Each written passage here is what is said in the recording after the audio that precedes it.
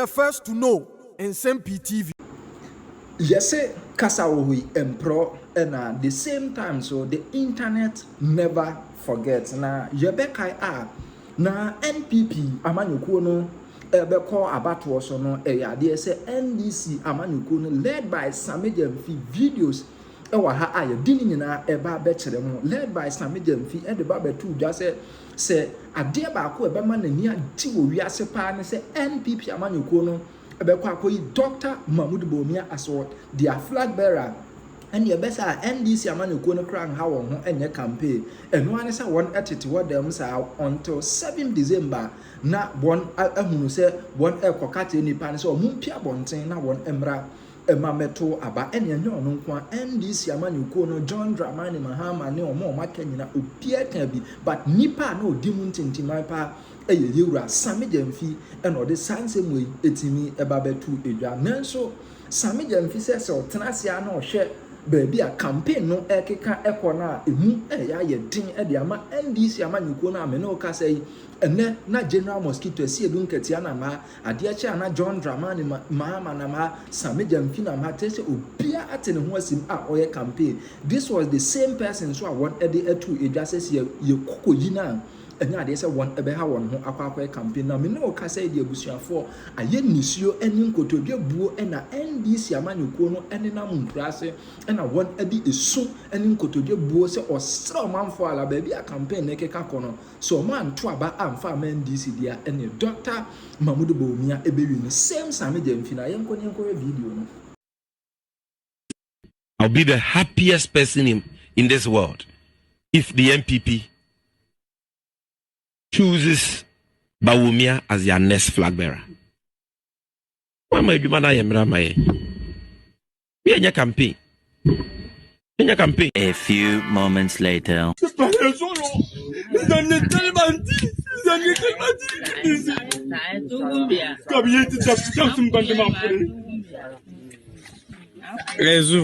If now only Ofusuampo for echo election no, asema o catch Ghana for ni.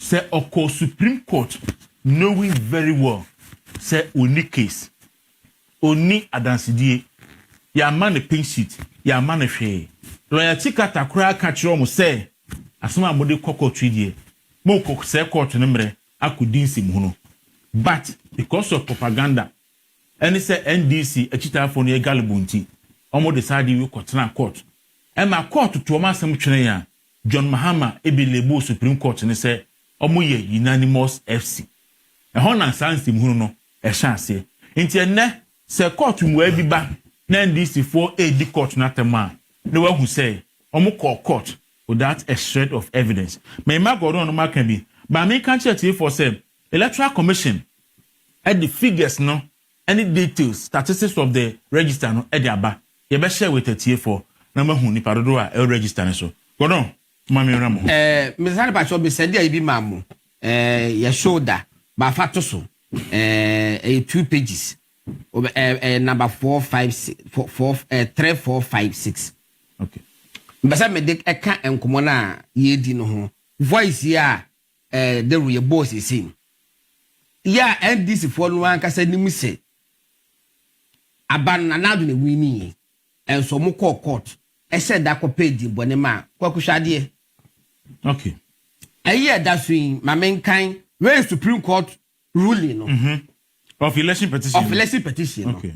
Copy be na meji di abeto me just be ya e be tan reaching the conversation no. Now number 4 no. Me pa cho be tell bi mu kakra was saying the first extrapolation by petitioner from first respondents innocuous error in interchanging total votes cast for total valid votes cast can be found at paragraph 8 and 10 of the petition. Thereafter, petitioner disputes the mathematical calculation of the percentage of votes declared by first respondent. He alleges in paragraph 8 that Tion, based on his own calculations, and now we already took inverted commas, votes cast for second respondent would amount to 50.098% and not the 51.595 erroneously declared. Me what you say at the one said that made a paper be a year affair is a market home. Follow. But that was so bit my highlight a cry.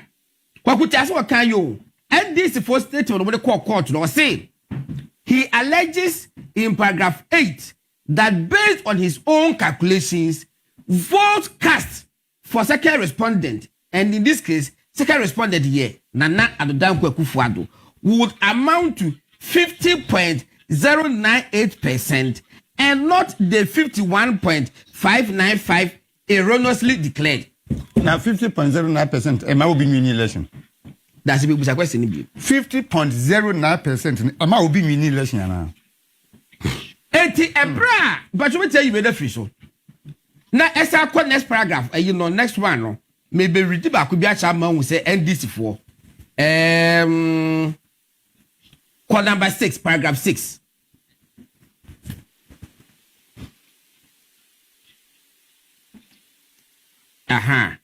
Paragraph 6 was say a sequel to the absurd extrapolations that petitioner makes in support of his reliefs are the assertions related to the addition of the total registered votes in Techima South constituency. This can be found, in essence, even though the results of the Techima South presidential election had been announced at the time of filing the petition, petitioner doggedly and with mischief, Supreme Court for the case was a petitioner doggedly and with mischief as his prime motive. Petitioner, John Mahama, with mischief as his prime motive, advances as a basis of a substantive relief of a second election with himself a second respondent as candidate, a hypothetical and impossible addition of total registered voter population. And the NDC for Air Supreme Court, no, based on voice here, your boy, said you can tell voice. Now, Omun so married. Yes. Oman Timan calculate, but you tell you so. Yes. And the Supreme Court adheres to buy making kind, paragraph 4, 5, 6. Was say NDC for document number 2, Supreme Court and Nimuno. Almost say Omuyam calculation in Nano. Nana Nado, Ebenya more than 50%. And that's the Busa said. Now 50.09 no. Emma will be winning elections. So why were they in court? Yeah. Almost said that court to say, almost a court to win tia, said the bear John Mahama, Nsem who I walk a say, to the extent they say, former president. As I'm to show why you know, Yanya is here. Let me a top Supreme Court for the unanimous 7. Kwaku, unanimous 7. It's a John Mahama to win.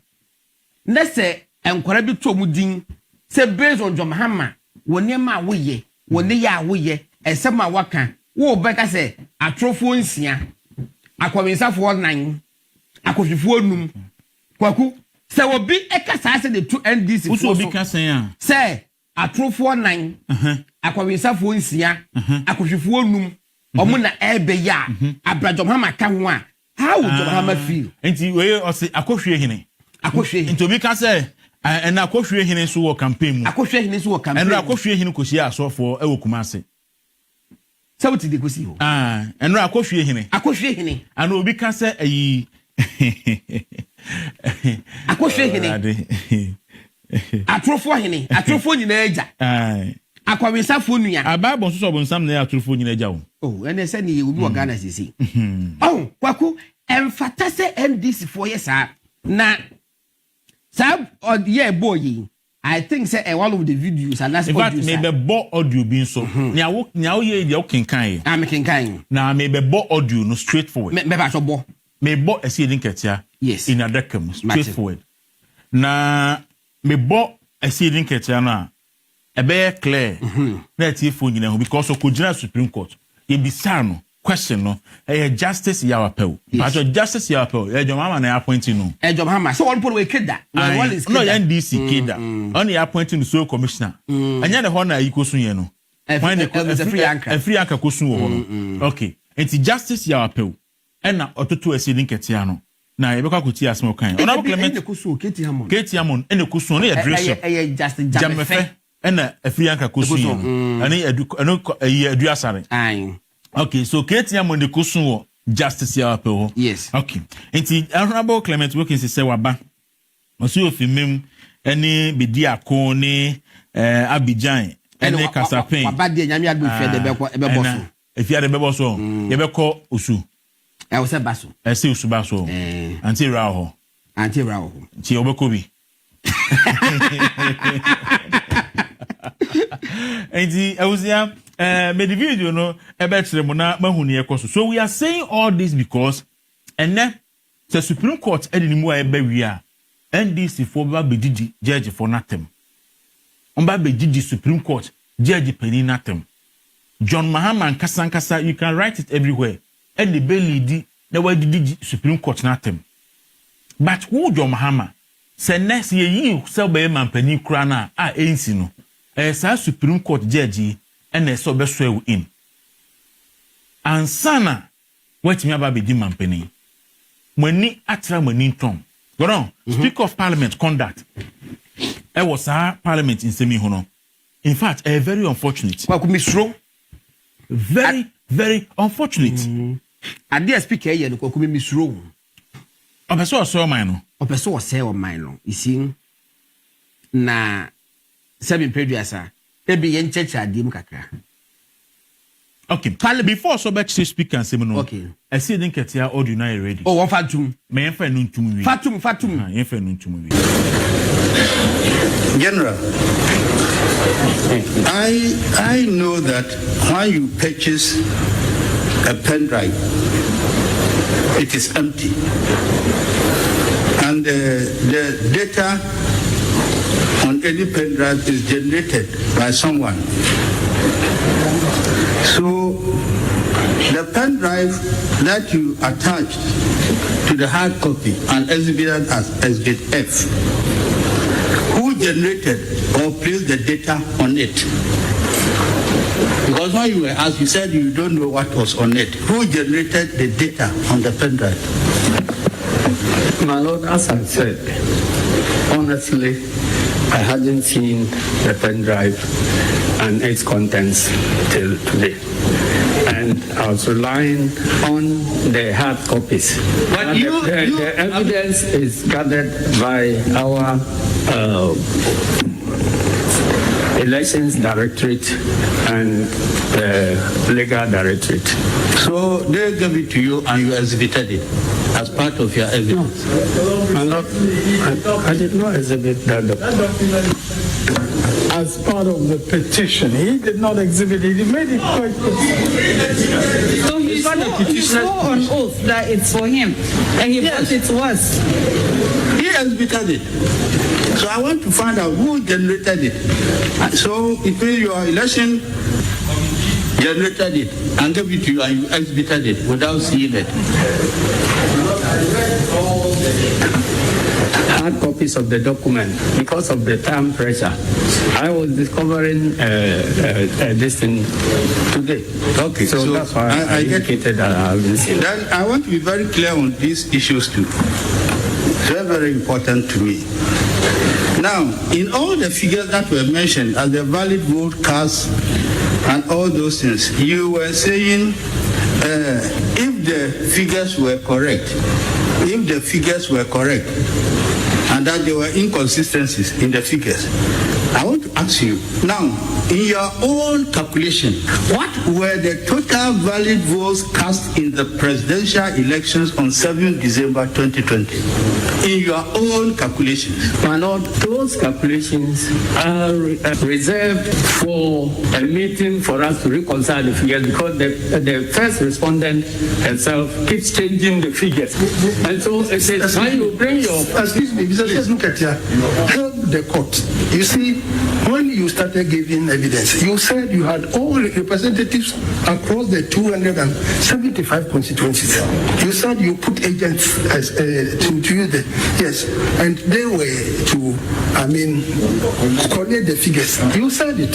Then he's asking you that from that, what figure did you get? You. My Lord, I haven't brought that figure to court. Okay. Then, from your own calculations, what were the valid votes cast in favor of the petitioner, to your knowledge? My Lord, when we discovered this discrepancy, it was difficult to even know which figures are. You don't know. You just answer. You don't know. I don't have them here. Okay. Then the last one. What figures from your own calculations did the second respondent get as the total valid votes cast in his favor? My Lord, I don't have those figures here. Thank you. Enti owura si din ketia na mote nika we ni ade omokoye wo court. Ankasanti we kura wie pe ese mo yesi mo we ba ko ntato mo first one na mo boy mo san mo no ntato after say okoye ese wo court no oko kan sense mu nyina se wan fa evidence anko even document or exhibit e kura godon oko court anu nim se sa document ni kura no so akoye exhibit o court aba wajire hu dis way nyanse ni am fancy we touch ni me ko jira da ka bo mo fa results mra na me fa ngwa results o mo de ma me no say wo di jira da ka ba bia se wo defend ya wo imbe guase enunti yeti me fa sa ne ma no kokot anda o mo se ne yan ko lo ya chikata ho ande so asa document ne yi we so dia se man kan ja se kan wan se mpo da san de ko lo ya chikata ho ya ko jaima no so wi mu a ade chi ho frɛ o se mo maji so mo je atlanti Ganya maite. Seru na mo de kokot de a mo kope mo no ya. Na me de minti me ko yesa bi. Anunti ne kokot a o mo bi sha se me resource wo here am ka se am fa resource bi am.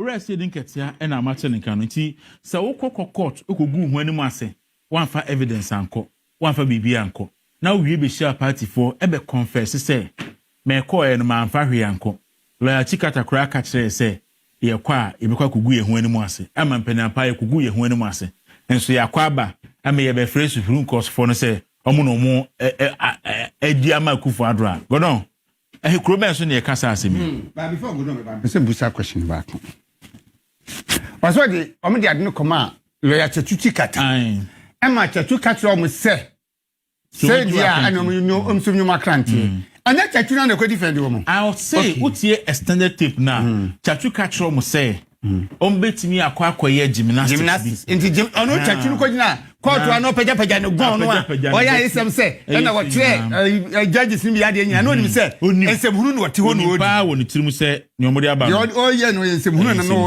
oye so no gina court dan ho te se piko kurokuku okay ya no ntina omukọ court no was said they were not there to challenge the validity of the result but they were there to challenge the constitutionality of the declaration of the results. And I mean, we say constitutionality of the declaration. No, that be na constitution no akase. So ba be declare results wa. E was say eye kwesiada. Area 3:25 p.m. 14 seconds. Now wo ba Saturday tuntum ne kan no lipstick. Utinye no. E was so kagu so. Now what sasia mo wadi bunye straight but powder ko bo ya chemu say takum powder and Saturday night and Saturday the be Saturday night or Sunday afternoon okay it is Sunday afternoon there and say wo bo and na perfect begu hu there no ya flower di ni bia ya no na be say the constitutional requirement ni et omo kokko to no mu say bibia ni ho they were just there to create a scene and indeed they succeeded kwaku ya no ti makan wo hada bi me sense to say I was say judicial council na say supreme court for mpedifo no e de ayi bi ba say regulations bi ba say ya to abawie e wo presidential now person wo ba supreme court e de petition ba enema miensa bi ana enan bi kwaku you must necessarily satisfy those requirements. Asan waba. Requirements ni kwaku ba kunye. Esa utiri prove initially say obi awiem. Now we evidence. eti wo wie mu wo ahafo ano me wo evidence enie evidence ne de Supreme Court for the best say evidence no e papa na say papa na wa kire wo wie mu wo ahafo ano ekwa wie mu osu bi no si ya de tifri mu a menya sei na wo de no so de akire ya de tifri no say menya sei ya de